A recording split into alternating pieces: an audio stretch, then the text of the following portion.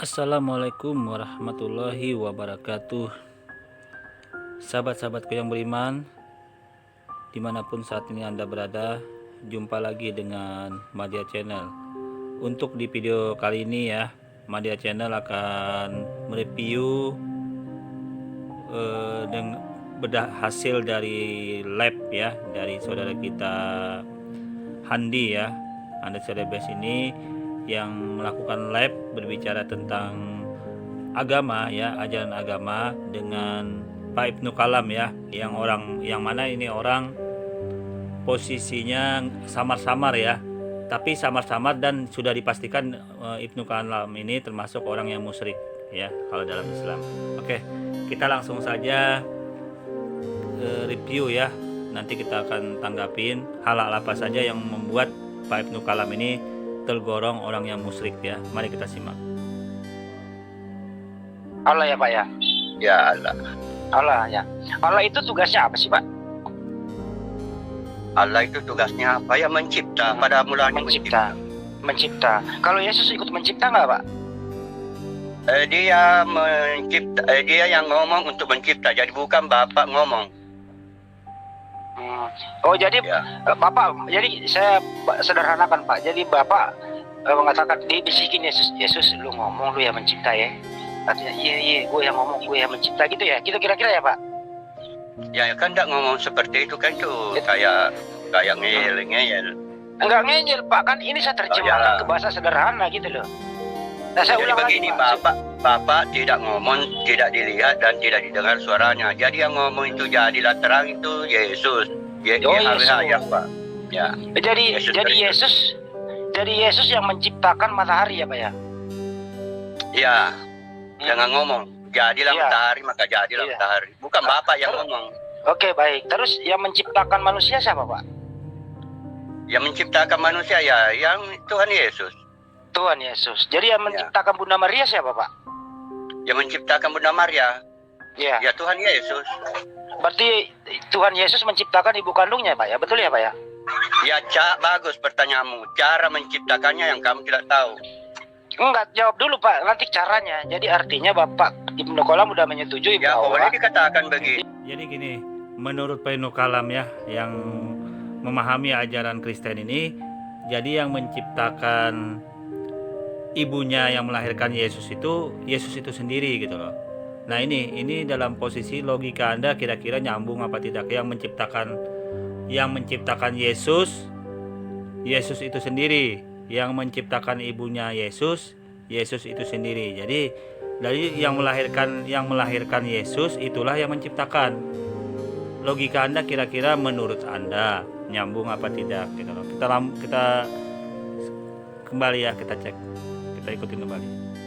Itu bahwa Tuhan Yesus menciptakan Bunda Maria boleh. iya, caranya gimana Pak? Cara Yesus menciptakan ibu kandungnya gimana Pak? Silakan. Hubungan suami istri antara bapaknya Bunda Maria dengan ibunya Bunda Maria. Iya. Berhubungan. Terus waktu bapaknya Bunda Maria berhubungan suami istri dengan Bunda Maria berhubungan dengan suaminya, Yesus posisinya di mana Pak? Posisinya dia waktu itu masih sebagai Yahwa. Sebagai Yahwa.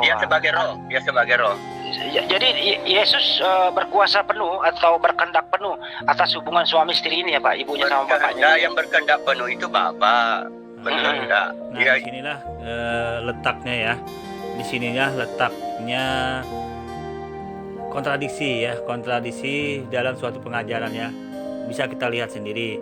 Yang berkehendak katanya Tuhan Bapa, tapi kemudian ujuk-ujuk Yesus dilibatkan menjadi semuanya. Jadi ini sesuatu yang sebenarnya sangat membingungkan sebenarnya. Ini saudara kita Handi mencoba untuk menggali ini agar otak-otak yang buntu ya, yang logika-logika yang buntu ini dicoba untuk dibukakan oleh saudara kita Handi agar umat pengikut Paulus ini ya syukur-syukur ada yang mendapatkan hidayah dengan pembukaan ya pintu-pintu yang tertutup ini, hati-hati yang logika-logika yang buntu ini ya dicoba buka untuk oleh saudara kita Hamdi.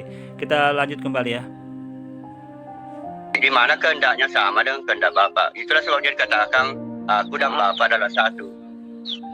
Terus kalau menurut Bapak Bunda Maria suaminya siapa sih Pak? Pak Ibnu? Bunda Maria suaminya siapa? Bunda Maria suaminya Yusuf. Ya Yusuf. Jadi Yesus punya bapak biologis ya Pak? Tidak ada bapak biologinya karena dia lahir bukan dari suami istri. Berarti tadi artinya Bunda Maria tidak berhubungan badan dengan suaminya, akhirnya mengandung Yesus, nggak Pak? Artinya Bapak salah dari awal. Tidak berhubungan badan dengan Yusuf. Kan masih tunangan itu, masih tunangan. Iya, masih tunangan. Artinya nggak ada urusan Yusuf atas kehamilan Bunda Maria dan mengandung Yesus, nggak ada urusan Yusuf di sini, Pak. Ya, tidak ada. Nah, sekarang pertanyaannya, siapa yang berkehendak penuh atas hamilnya Bunda Maria? Siapa yang berkehendak penuh atas hamilnya? Ya,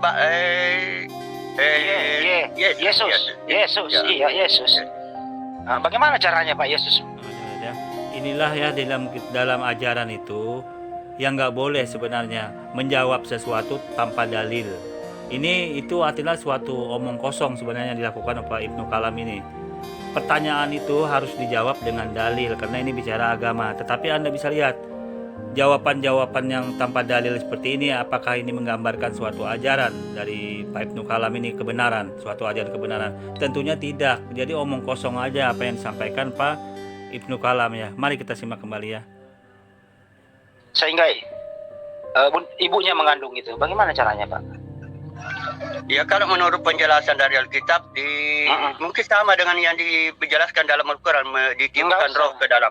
Ya, ditiupkan roh. Jadi Yesus sendiri, bagaimana mungkin Yesus meniupkan roh ke dalam Bunda Maria sedangkan Yesus sendiri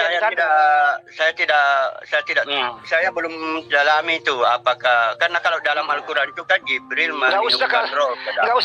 Nggak usah ke Al-Quran Pak, kita bahas Bible Anda Pak. Oh saya belum memahaminya sepenuhnya itu. Saya belum pelajari bagaimana caranya. Kalau begitu saya ajarkan ke Bapak ya. Ya silakan. Gitu ya. Oke, baik, dengerin baik-baik. Ya.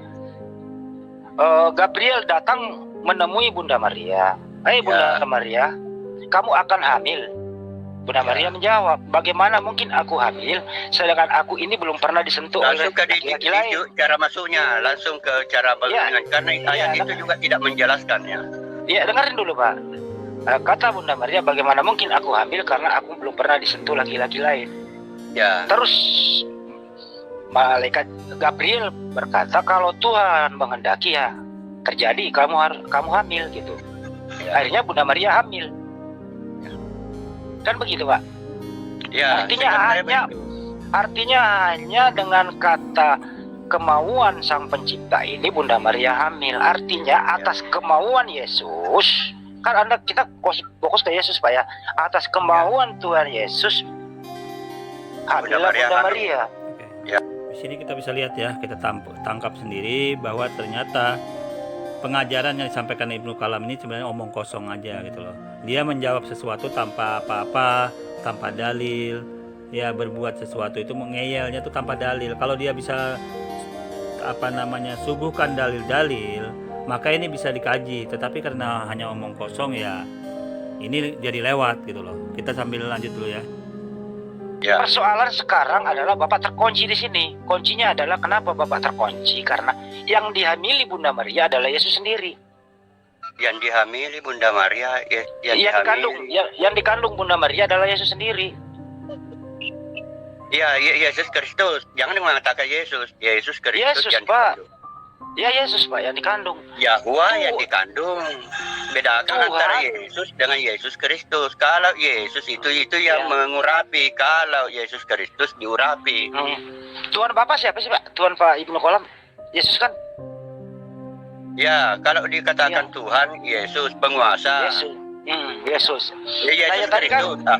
Iya, kita tadi udah pelan-pelan kalau bertanya supaya saya konsentrasi. Iya baik, kita kan tadi udah setuju Pak bahwa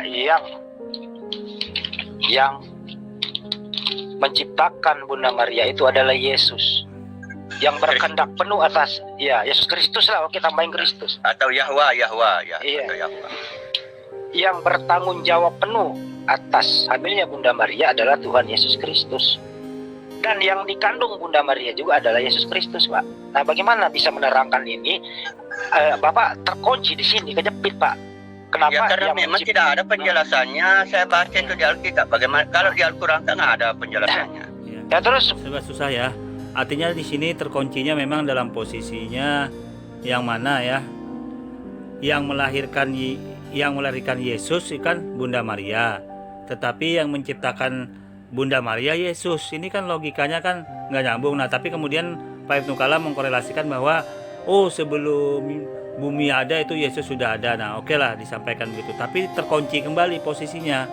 Terkunci kembali Tuhan Bapa itu di mana posisinya gitu loh. Kalau dalam hal ini, kita lanjut kembali ya. Bapak percaya nggak hal kayak gini, Pak? Percaya. Dari mana bisa percaya kalau nggak bisa diterangkan Karena sesuai didukung oleh Al-Quran. Oh, jadi Bapak memakai Al-Quran membenarkan Bible Anda Betul. gitu? Ya, makanya saya membela 3 kitab suci. Sejak kapan Al-Quran bisa membela Bible?